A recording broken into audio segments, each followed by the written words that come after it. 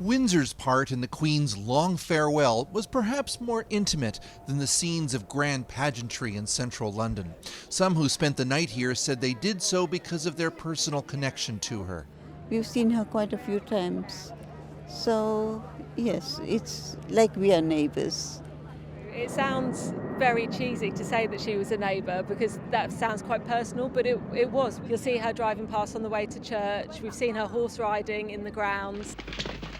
Windsor was one of the Queen's favourite places. A young Princess Elizabeth spent much of the Second World War at Windsor Castle. But in the end, all will be well. Rallying the country with broadcasts on the radio.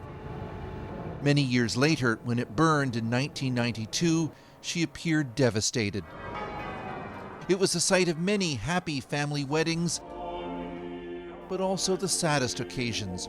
The image of her alone in the chapel during COVID, mourning the death of her husband, Prince Philip, moved a nation. On screens along the Long Walk, mourners watched the service in London, waiting patiently for her final journey to reach Windsor.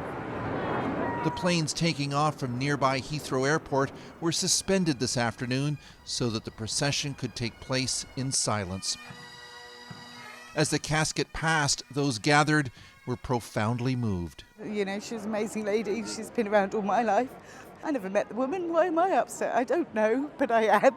Others said the moment signified transition. She's actually gone, and you acknowledge that now as she passes by. It's like the end of it now. It's closing another chapter, isn't it? Also waiting patiently, the Queen's black pony Emma, who was brought to watch the procession from the grass. And 2 beloved corgis were there when her coffin arrived at the castle. At the conclusion of this very public day of spectacle, the final moments were held in private, in a ceremony only for family. The Queen's wishes were to be buried with her husband of 73 years, Prince Philip. And so they were, next to her father, King George VI, her mother, and sister, Princess Margaret.